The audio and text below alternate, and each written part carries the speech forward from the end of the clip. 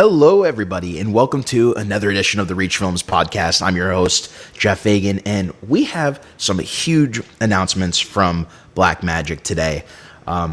Blackmagic is kind of been known over the past few years as a disruptor. A few years, like 10 years, as a disruptor, but it's been quiet.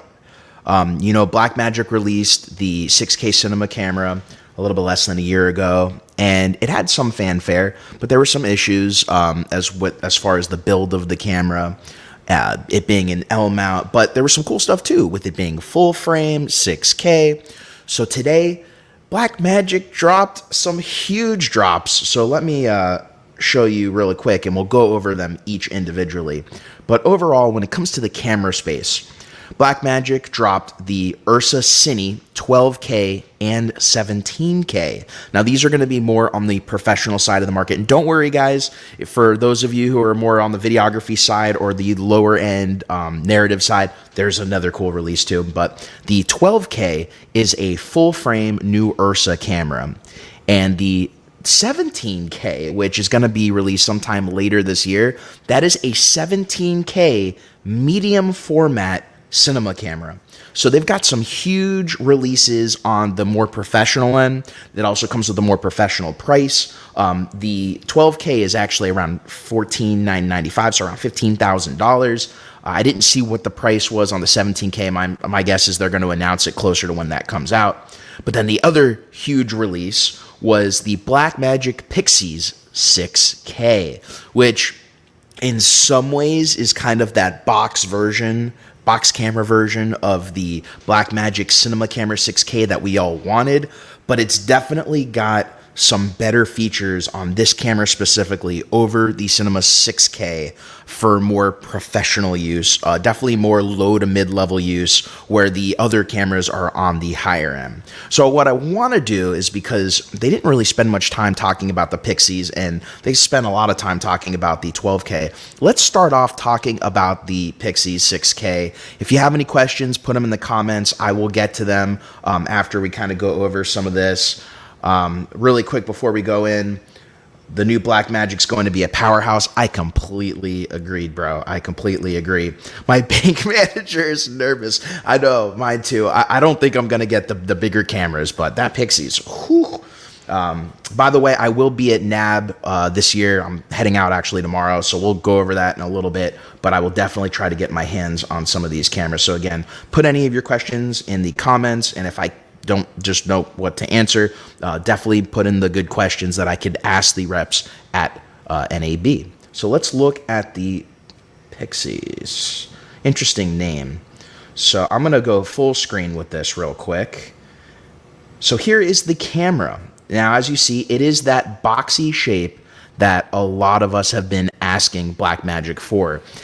Seems a little bit, I guess, longer than the Komodo, but the battery does seem to, kind of fit within the back. Let's see if we can get a shot of the battery right here. There we go. There we go. Going in like that. Yeah. So let's see. Another battery. Oh, let's see if we can get that again. So we got a lot of mounting points, the battery is hidden. So I actually really enjoy the shape and the fact that they were able to get some kind of screen still in the camera without completely eliminating it. I think that is pretty cool. So let's talk about features of this camera. So it has 3 different lens mounts, which is what is definitely separating it from the actual Cinema Camera 6K. So there is the L mount, that was on the 6K, and then there is an EF mount version and a PL mount version. Now, if you look right here, it seems that the mount actually may be removable. So I'm wondering if in the future, we may be able to do this ourselves. Like maybe you buy this camera and right now you don't have any L mount lenses and you buy the EF mount version, and down the line you start getting some more mirrorless mount lenses and want to switch to an L mount, and you don't have to pay a fortune to switch physical camera bodies. Maybe you can just switch out the mount. Pretty cool. I'm very excited. So it's got the open gate 6K sensor, which I haven't been able to play with, but now Blackmagic, you're getting me to buy one of these.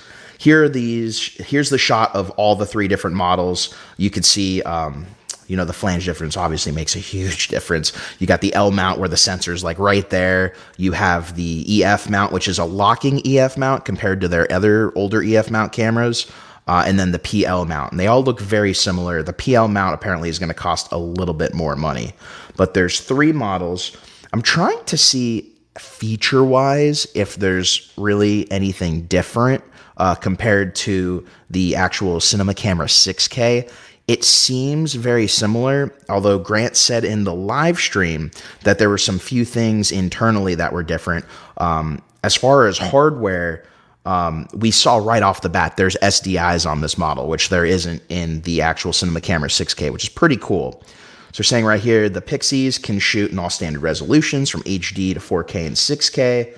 I guess you can even shoot 24 megapixel stills. I've never shot stills with a Blackmagic camera, but I guess it's always nice to have it. I mean, in the FX30 I have here, every once in a while I shoot stills, but it's nice to have, I guess. Looks like the frame rates may still be the same. It's 6K up to 36 frames per second in open gate, but it's 60 frames per second at 2:4:1 and 60 frames per second in 4K DCI. So that's pretty cool. And then 100 frames per second is at Super 16, which is a pretty heavy crop. So it sounds like some of the features are pretty similar to the actual cinema camera 6K. Here's that screen that's on the side of the camera. As you see, it's that, you know, big Blackmagic screen, which again, I'm really happy that they did this because it's totally a better screen placement than what's on the Komodo. I actually don't like when I'm on the Komodo that I have to look over sometimes if I want to change things on the menu. Typically at that point, I'm using my phone to make some of the changes, but here on the side, it just makes a lot of sense. Ergonomically, this is one of the coolest Blackmagic cameras that they've come out with, which is pretty cool. They're calling it a 4-inch LCD monitor. I guess it's an HDR monitor with 1500 nits, which is pretty cool. I don't want to go over a lot of the things that are in all the Blackmagic cameras. It seems like it's got a lot of the normal features that are in there. You can control it at your fingertips. Yeah, so there's some other stuff I guess Blackmagic's making, like this Rosette piece that's removable. If you want to put on some kind of, I guess, handle or some kind of RE Rosette piece, they're making it modular. I mean, the whole thing with this camera is that it is pretty much the first modular Blackmagic camera that they've come out with that we've been asking. And here's a bunch of other stuff. So let's talk about the CF Express card slots. We finally have 2 slots in a Blackmagic camera. This is really big. A lot of us have wanted 2 slots. Even on the Komodo, it would have been nice to have 2 slots. And now Blackmagic has put the 2 CFB slots in their camera, which is great. Just more memory. You can also see right here, you've got the 2 SDI ports right there. You've got Ethernet. You've got a LEMO in. That's pretty cool. Pretty cool. So, I mean, I think overall, the big part of this PYXIS release is not that we're getting, you know, a brand new sensor by any means, but we're getting a lot more features that ergonomically, workflow-wise, help a lot of pretty much the end users that want to buy these Blackmagic cameras. It helps you create better. Now, what I didn't see is if there's any HDMI on this camera, and if I was to bet, there probably isn't, which is interesting how, I guess, if you want HDMI, you get the Cinema Camera 6K. If you want SDI and you want some of the more professional features, you get the PYXIS. Yeah, I guess at that point, it's good that they changed the name a little bit to separate it. Ooh, okay. So you can connect your phone via USB for 5G or 4G mobile data. So what are they saying you can do with that? You can use it to upload to the Blackmagic cloud if you have an Apple or Android connection. It says to connect the phone to the USB-C port, so I'm guessing it doesn't matter what model iPhone you have as long as it's the more recent one that can actually work with their software. It says you can also do this using the Ethernet port on the camera, which makes sense. And then the other thing is that it is compatible with all the new accessories coming out for the Ursa Cine. So if you wanted a viewfinder, you can now get a viewfinder. It's going to cost, you know, a decent amount, but for workflow, I know a lot of camera ops that just live and die by viewfinders, and they do help. So it's cool that you can do that with the system. Here we go. This is what I've been waiting for. This is the back of the camera and the front of the camera. So it looks like there's some USB-C here on the front to hook up the viewfinder. There is one of the mini XLRs on the front of the camera if you need XLR audio. Is that the only? I guess we'll see. There is an SDI. Ooh, there's an SDI out. What? Okay, I was thinking it was something different, but yeah, an SDI out, normal. Time code via BNC, which is pretty helpful because even on the Komodo, I use BNC time code, but because the Komodo doesn't have built-in BNC time code, I got to use an adapter. Well, now you got it straight on the camera, so that helps with not having to have a dongle, because most sets I'm on that use time code use BNC. So I think the big thing with this is the modularity of the camera and the professional connections. Finally, on a consumer-based or a consumer-level Blackmagic camera, I mean, this camera is $3,000. And you're getting features in this that are in cameras that are way more expensive than that. So even $3,000, although it's more than a lot of the other pocket cameras we're used to, it's still really good for what you're getting.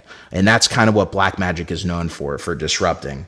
So it looks like, as far as microphones, it has one XLR on this unit and then one 3.5 millimeter jack and a headphone jack. So that's good to know. Where I'm kind of looking at these features as we see them. I'm really excited for Blackmagic. I'm excited to see kind of what the future is, and I'm definitely excited I can see this at NAB. So before we go into the Ursa 12K, come back, check your questions, just seeing if we're missing anything. Looks like it's the same operating system, still using the Gen 5 color science. It's using the BPU batteries. Okay, it's got a nice physical on-off switch on the back. This is a great camera. You know, Blackmagic has really come out with something very special this year, and I think they're going to do really well with this camera. So let's go back to the front page. We'll get Ursa Cine ready, but let me come over here. Let's see how you guys are doing. The PYXIS looks about the size of the Verano. I think it's definitely a little bit smaller. But what's interesting is it's a little bit longer, like I said, than the Komodo. But when you factor in like the normal BP955 batteries, it seems to be in that kind of same size area. But there's also a lot more mounting points on the PYXIS than there is on the Komodo. Very cool. If they have an RF mount version, I'll snag one. Yeah, I don't think they're going to do an RF mount. And I think part of the other problem is the L mount is too close in flange distance for there to be an adapter. So I think a lot of us that are kind of on the EF side or of things are probably just going to go for the EF version. I probably will. Hey, buzz me up. I'm downstairs. I'm going to... Okay. The FX6 with a beautiful image and more.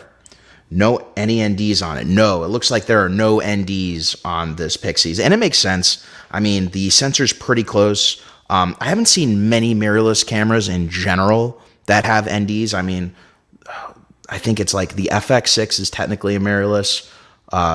It's got a mirrorless mount, the E mount, and that has VNDs. And then the C70 has VNDs built or has NDs built in. On both of those cameras. So I don't know if we're going to see that. It doesn't look like it. So let's go over to, pull me out to the side. Let's go look at the cinema camera. I'm going to pop this full screen. So here is the Blackmagic Ursa Cine, and it was pretty much leaked all over Facebook that this is kind of the big release that's showing all over NAB on all the billboards, and it is a pro level camera. So this ain't no joke. This is a full frame 12K camera that has some really great frame rates. They're saying it's sporting around 16 stops of dynamic range, which is pretty cool. It's got its own unique media this time. So it's got this M2 PCIe SSD drive, which we'll go over that later on because I've got some thoughts on that myself. So it's saying a high-end camera body for high-end productions, and that's pretty much what this is. So what's cool is it seems like it's very similar technology that they have on this camera to their older 12K model, as far as they're going to let you shoot at 12K, 8K, and 4K using the full sensor, which is pretty cool. And that's what this is representing. And then you could shoot 9K in what looks like kind of a Super 35-ish crop, which is interesting. I wonder why. It may have to do something with the frame rates. But they have some really cool formats. Then here we show, same as the PYXIS, they're going to have a changeable mount system, PL, LPL, and a locking EF mount system. And that's great, because then you can have one camera that could use all these different systems, and you don't necessarily have to use adapters, which is fantastic. I'm going to tell you all, I don't think I'm the market for this camera, but I definitely love seeing this from Blackmagic because they spark innovation. And so they start a lot of this stuff, and a lot of companies have to then compete, and it just is better for everybody. It's better for the entire camera market. So we got the interchangeable mount system. They've got a pretty cool tally info on the door. I guess if you're not going to use the built-in LCD, there's some useful info like frame rate, shutter speed, f-stop, t-stop, ISO, white balance, tint. That's cool to see that it's on the outside of the door. And it looks like a better screen that was on the Ursa Mini G2. Okay, so then as far as monitoring, so I guess this is where it's different from the PYXIS, because I don't think the PYXIS was 12G SDI. Looks like this camera does have two 12G SDIs out, in addition to also doing BNC time code. It's also got an Ethernet. It's got a power port. It's got the headphone jack. It's also got, I guess on the front, it's got some other ports. It's got a USB-C, just like the PYXIS for the viewfinder. It's got a EXT7 LEMO, and then it also has an RS 3-pin Fisher on the front. So, I mean, the big thing with this release is Blackmagic is definitely coming out with more professional connections. So let's see that ATEM SDI come out, please. Let's get something like that soon and in 4K. So it's using the Generation 5 color science. Here's some shots of it. Very interesting camera. Built-in low pass filter. Built-in color balanced ND filters. So just like the G2, we will have built-in ND filters on this camera. Makes total sense for the price. That's for sure. And let's see. It's got a 2, a 4, and a 6-stop ND filter. So I'm interested to see what they do with these ND filters, because I remember there were a lot of complaints on the Blackmagic Pocket Cinema Camera Pro, and there was some issues with color cast. I'm sure they fixed it on these for the price, but I just bring that up because it is, at this point in time, you know, having internal NDs, it all depends on the quality. If they're not going to be great quality, then it doesn't matter that there's internal NDs. And we're really not going to know until this camera gets into the hands of people. But I'm hoping, you know, these could be great quality. They're calling them color balanced ND filters. So my guess is they've probably learned from that issue with the last camera and tried to put better filters in there. Now let's see frame rates. So we got I want to see if we can get just straight to a screen where it shows us the rates. Oh, by the way, here is the media slot. And one thing I want to say, I was talking to Josh Satin before I came up live. This media is huge. It is huge. And I get it. This camera can film in 12K and the data rates are going to be massive. But the media is just huge. It's big, and you're going to have to get a dedicated reader for it. They were showing the reader on the live stream. That is a big mambo jumbo, and I guess they're showing why. Uncompressed, 12K uncompressed is 2,888 megabytes per second. That's uncompressed. But I don't think this camera shoots uncompressed. I think the highest it'll shoot is 3:1. So 3:1 is 1,194 megabytes per second. So this chart right here is a good indication of the kind of data we're expecting, and I guess why they have to use that new media to be able to handle these data rates at 12K.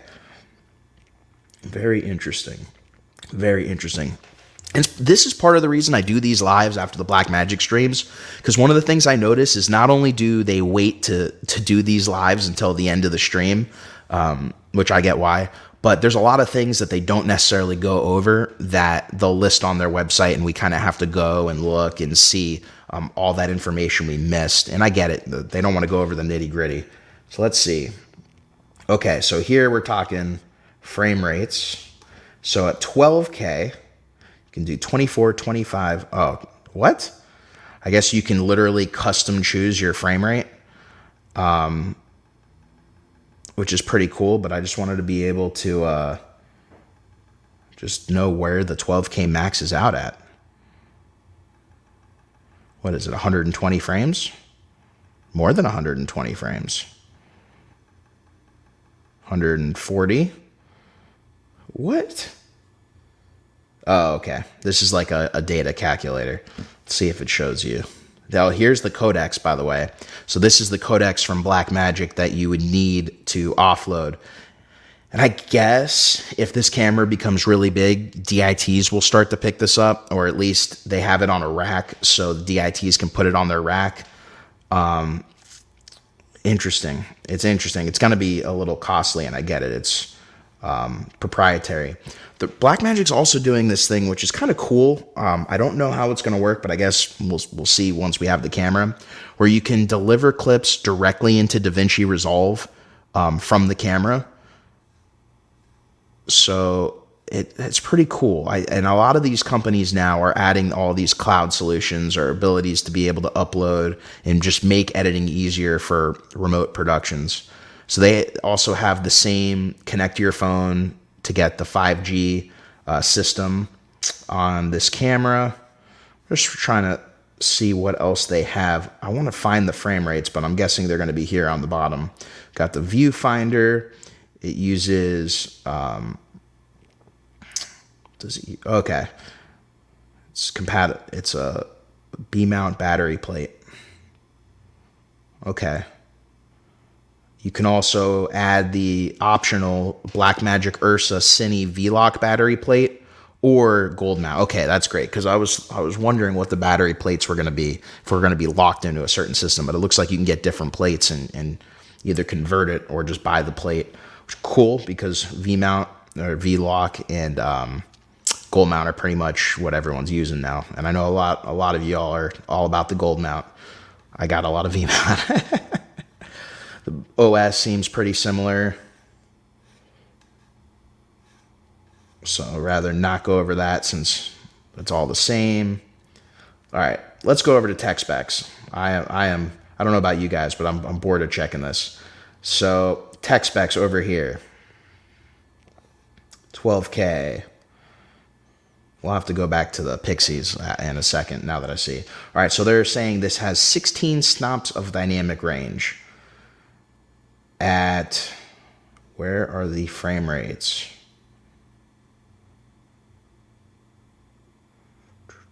They're saying shooting resolutions, we get it. You do up to 12K. Where are, you guys are probably going to beat me to it. Okay, here we go. So 12K, 3x2, open gate, up to 80 frames per second. That's what I thought. When I kept going up, I'm like, this can't be right. So 12K, 3x2, 80 frames per second. 12K 17:9 is 100 frames per second. Pretty solid. 12K 2:4:1 is 120 frames per second. 9K 3x2 Super 35 is up to 100 frames per second. So, okay. trying to see where this whole crop thing, why you need the crop then at 9K. But okay, so 8K is up to, in 3x2, 144 frames per second, and in 2.4 to 1, 224 frames per second. So you're definitely getting a lot of frame rate options and higher resolutions on this camera. Here's a little spec chart, or a little tech chart. Yeah, in some ways it looks very similar to what we've seen on Ursas, but then in other ways it's obviously, you know, different. It is a brand new camera, and that's kind of what's cool. Oh, I forgot to mention, it looks like they put another screen on the right side of the camera. So there's not just the LCD that opens up and flips that you can mess with. There is an LCD on the right side of the camera, and where that's really great. I'm trying to remember the last camera that had this, but what's great about these is if you are in a more professional situation, which these cameras are obviously for, and you have a first AC, they're pulling focus, well, they could be on the other side of the camera and pulling focus, doing whatever, and have access to the camera through that screen. And that's great. If you guys remember, maybe it was like I don't think it was a black, oh, it may have been the original Ursa. The original Ursa may have had that, where it had the screen on the other side. But if you guys remember, let me know in the comments, what was the other camera that had a built-in LCD screen on the other side? And let me come back to the chat, see how you guys are doing. No NDs. I'm fine with external NDs on EF. Yeah, that's on the PYXIS. Scott Greenberg. Be nice to have a version of the PYXIS with a Super 35 6K Pro. I know. I am so with you. And look, I think I would get this camera coming up to play around with it. But I've been saying for a while, I had a feeling Blackmagic was going to go into full frame and just kind of go all in. But, you know, so many of us have been invested in Super 35 for so long. It would be nice to kind of cater to that market still with a camera that could do so. PYXIS also has 12G SDI. Okay, awesome. Thank you, Tim. You got to fill in the rest of the data calculation to get the max frame rates. Yeah, got it. Yeah, I realized I was kind of dumb on that. I saw it was a calculator afterwards. How do you fly the PYXIS on a gimbal if the view is on the side? Well, I think there's a few things. I think you can put it on the gimbal. So, yes, the view is on the side, but like I use a Komodo and the view's on the top, and it's not any better. So what you would typically need is some kind of either solution where you have a monitor on your gimbal, and then you have some kind of very lightweight SDI cable that can go from your monitor to the camera. Or if there's some kind of wireless monitoring solution, maybe you put a wireless transmitter on your camera and then transmit that to your monitor. That's how I would do it. I mean, me personally, when I'm using my Komodo, 99% of the time I use my phone app and I just wirelessly get a signal from the camera.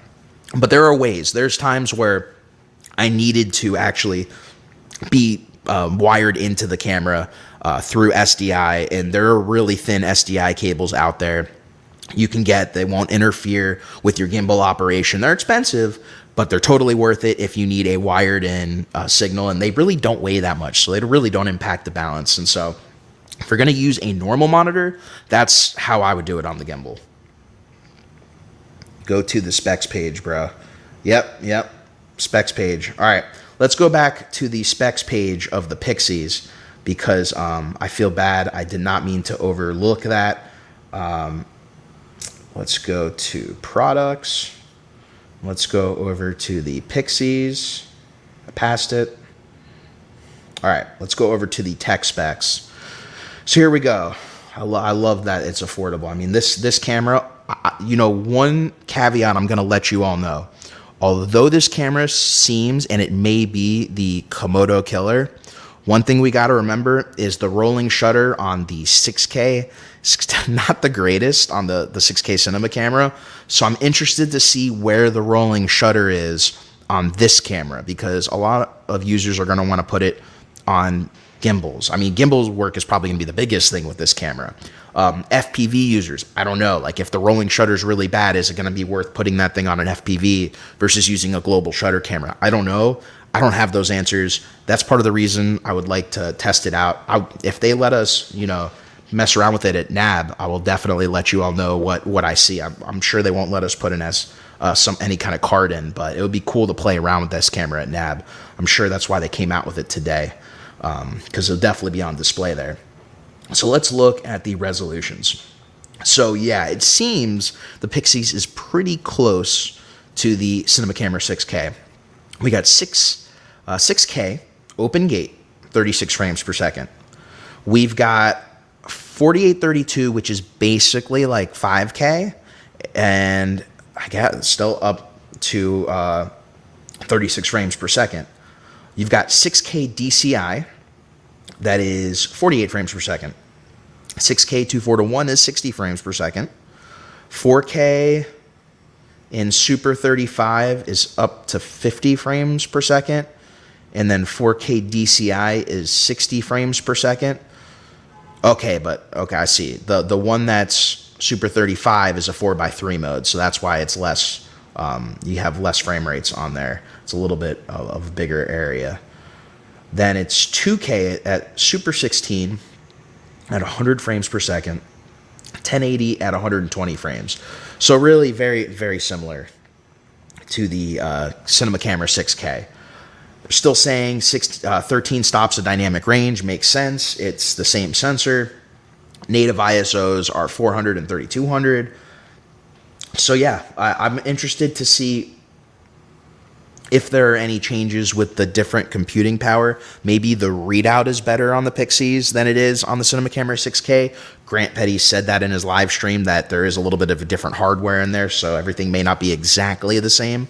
And so I'm hoping that's kind of what he's getting at. But again, they didn't really discuss that. I'm sure this camera only has Blackmagic Raw. Yep, Blackmagic Raw, record to CF Express or USB. Okay. So I guess Blackmagic has completely turned away from ProRes. I get it, because they don't want to have to license ProRes. I do like Blackmagic Raw better than ProRes, but the problem is you're kind of eliminating, you know, a lot of users, especially ones that edit on Final Cut, because although there's plugins you can get for Blackmagic Raw and Final Cut, I've been very much made aware that it is not easy to do so. But I guess Blackmagic Raw is the way to go on these cameras, and it is a very solid codec. Yeah, I think that's it. So the last thing to talk about with the new releases is the media. Let's bring this up. So the PYXIS still has the CFB cards, but this is the 8 terabyte media module. Wait, why are you not... Let's see, 8 terabyte media module. Okay, when I click on it, it just brings me back to the Cine page. So let's see if we can go down there. So let's go back and look at the price. So the price of the media module, 8 terabyte, is $1695. So $1,700 is the cost of this media module for the Ursa Cine 12K and 17K. And as I think about it, with the 17K, I guess this module makes even more sense with that kind of data. But I want to see if there's any info, if there's any other sizes on that module. Let's grab it here. Let's go down. Media. Maybe there's just not a lot of information other than the 8 terabyte is it. Wireless Bluetooth control, but I'm sure that doesn't have image, so that's not going to sort out anyone who wants to wirelessly monitor without having to have a wireless signal. Okay, so I guess they really don't have a dedicated page for that. Here's the Media Doc. I guess we can talk about that. So the Media Doc is $1995, so basically $2,000 for the Media Doc. So that camera is definitely an investment. You have the Ursa Cine EVF, which I was saying, although it can be used with the PYXIS, it's kind of pricey, but certain users are going to want it. It's $1695, so $1,700. If you need it, you know you need it. Yeah, so I don't see that you could buy the PYXIS mounts separate, or I guess this is the Ursa Cine page, but each mount is a different price. So the PL mount is $395, the LPL mount is $415, the EF mount is $250. Okay, now let's go back real quick before I get out of this page completely. Let's see if we can buy the PYXIS mounts separate. So let me scroll all the way down to the bottom. Sorry for the quick scrolling. Figure it'll just save some time. Okay, so at least right now you cannot buy the mounts separate. So you just buy the camera and it's with the mount that comes with it. Interesting. Interesting. Finally square. I know. Finally square. That is something I think all of us have been rooting for. I think the comment was up for a while, so sorry I didn't see that on there. Fan of the Blackmagic image as a Canon user. This is cool. Yeah. You know, I think a lot of us are fans of the Blackmagic image, even if we don't currently use them. I mean, look, I've been dabbling with Blackmagic since the original pocket cinema camera in like 2012, 2013. I've had Blackmagic cameras up until like a year and a half ago. I think a lot of us love their cameras. We love the image. We love the value proposition that Blackmagic gives us. I mean, you get a lot of camera for the money. This PYXIS for $3,000, it's a lot of money. Like, if this came out at the same time that the Komodo came out, I would have gone for the PYXIS, even with the slightly less frame rates, but 4 frames per second isn't that much. And I would have invested in L. So I think a lot of us are rooting for Blackmagic, even if you're not a Blackmagic owner. And, you know, this is kind of showing us where the industry is going to start going. And I think now that Red has been acquired by Nikon, and Nikon will start having some interesting options in their cameras in the next few years, I think a lot of camera companies are going to have to start getting more competitive, especially companies like Sony, where I'm using the FX30 right now to do this live stream. This is a camera that doesn't have internal RAW, but you can get RAW doing all these extra things, and it's not even as good of a RAW as Blackmagic Raw or R3D. It's, you know, ProRes RAW, which is an even bigger pain in the butt to use. So I think Blackmagic this year has again pushed the boundaries. They have pushed the limits. It is great to see, because that may mean this year and next year maybe some really big years for camera releases. I mean, it's been what, 4 years since the Komodo came out. It's been 4 years since like the R5 came out, the A7S III came out. It's been a while, and it's time for some updates, and I'm glad that Blackmagic did this, because it is great. So for all of you that are here, thank you for joining. One of the things I want to let you all know, if you have any questions during the stream, or you're seeing the stream later down the line and you have some questions, I will be at NAB this year, NAB 2024. Got a pretty cool crew going, so I will definitely check this camera out, and I will report back as much info as I can, because I think, weirdly enough, the PYXIS is going to be one of the biggest releases, if not the biggest overall general release at NAB. And I love how they didn't give it as much time as the Ursa Cine, but it is a solid camera. So one of the other things I wanted to touch on, which doesn't have to do with cameras per se, but it does have to do with Blackmagic. A great amount of time in today's stream had to do with Davinci Resolve 19, which comes with all these cameras. And I think the two biggest takeaways from Davinci Resolve 19 are that now they have really good options for film stocks, film emulation programs you used to have to get, like Film Convert or Dehancer. A lot of that is done natively within Davinci now, so you don't need a plugin. That's pretty cool. The other thing is audio. Ever since Blackmagic acquired Fairlight and kind of integrated it into Davinci Resolve, it has just been getting better and better. And they did a lot of walkthroughs on how you can just really manipulate your audio and fix it and just make it pristine, especially if you're on the go and maybe didn't have the best recording, but your source is still pretty loud. There are a lot of cool things that you could do in Davinci Resolve. I gotta take a little drink of water real quick, but it is crazy. It is absolutely crazy what Blackmagic has done with Davinci Resolve. And I think that they're just making enough more and more changes that a lot of users are just going to switch over this year. It's happening every year. Even me, I was a doubter of DaVinci Resolve for years. I had access to the studio version, and I was a Premiere user, for a diehard Premiere user for like 8 years. I was a Final Cut user for 8 years before that.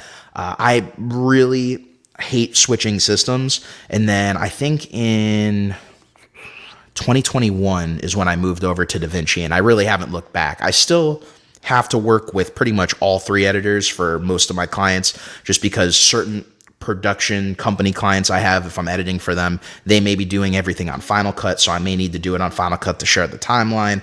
Likewise with Premiere, but whenever I can, I edit in DaVinci.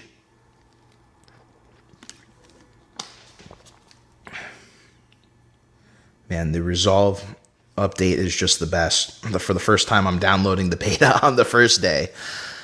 Yeah, no, I get it. I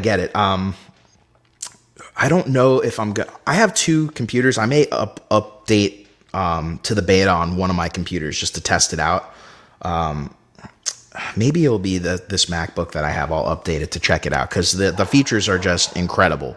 And I can't wait to mess around with a lot of the audio features, just because there are a lot of times where I'm filming run and gun podcasts. I'm in the middle of maybe a haul and we're filming a live podcast where the audio just wasn't the best. But a lot of these features, like being able to turn down the ambient sound, I am excited. There are a lot of really cool things on the horizon with Blackmagic. So we went over pretty much all of the camera-related news today, including DaVinci Resolve. There's a lot more updates for DaVinci Resolve that a lot of other channels are going to cover a lot better than I could. I saw Casey Ferris did a really great the 5 features you need to know that came with the DaVinci 19 update. So I would definitely check out his video.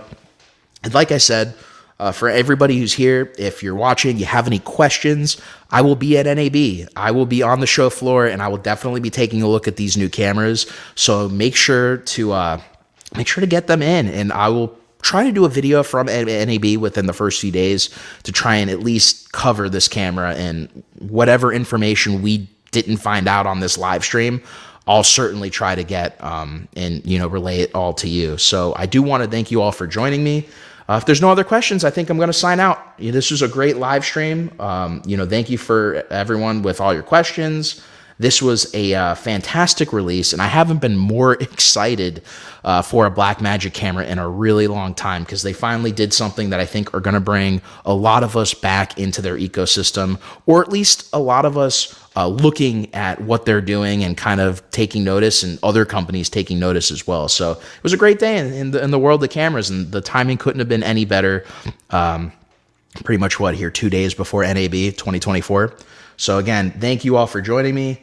I'm going to sign out right here, and I will make sure I have a new video that came out covering the Zhiyun X60, one of the smallest and most portable COB lights RGB COB lights I have ever used. I will be bringing that this weekend just to do some of the videos from the hotel. So yeah, definitely check that out. Just came out this morning. So again, thank you for joining me, everybody. Until next time, my name's Jeff Fagan. I will catch y'all in the next video.